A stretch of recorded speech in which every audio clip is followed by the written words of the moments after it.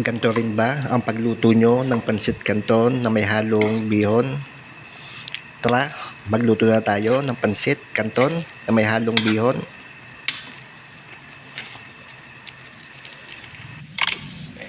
Ito lang ang kailangan natin: manok, hipon, bawang, bagu beans, carrots, sibuyas, kinchay, repolyo, sayote.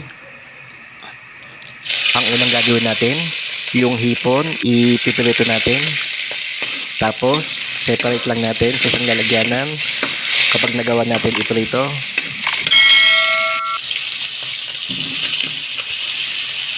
next natin yung manok na mapagulong sa mantika.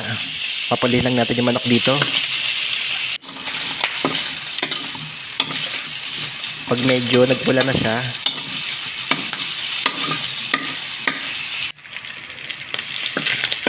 next natin yung bawang. Pag yung bawang medyo kulay-pula na siya, isunod natin yung sibuyas. Tapos i-mix na natin to. Ito yung nagpapalasa dito, kaya medyo igisa natin mabuti. Tapos ilagay natin yung pinagpakuloan ng manok. Ito yung sabaw niya. Tapos lagyan natin ng konting toyo para hindi siya medyo maputla yung pansit. Pag kumulo, ilagay muna natin dito yung katas ng hipon. Yung hipon, dinikdik ko yun. Tapos hilog natin yung katas dito. Lagyan natin paminta. And next natin, lagyan natin ng cubes.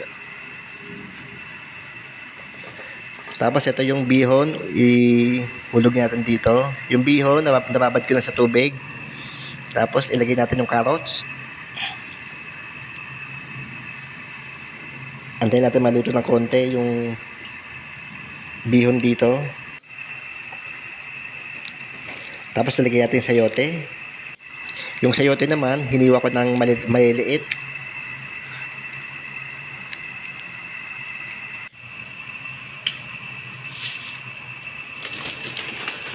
Isunod natin yung canton.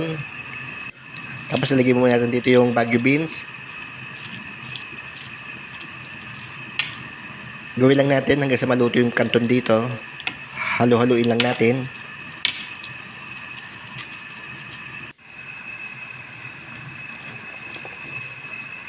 Tapos ilagay natin dito yung repolyo para sabay-sabay na siya maluto.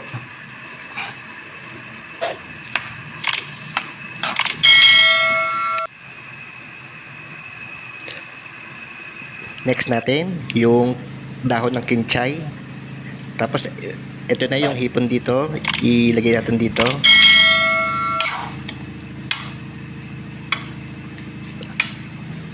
Antayin lang natin na maluto yung bihon tsaka yung canton. Yan, luto na. Tara boss, kain na tayo. Mga boss, kung hindi pa kayo nakaka-subscribe sa aking YouTube channel, paki-subscribe lang po para makakasunod kayo sa aking i-upload na video. Maraming pong salamat sa watching. Tara boss, kain na po tayo ng pansit bihon na may canton. Hindi naman siya maalat, tama lang yung luto niya, tama lang yung timpla niya.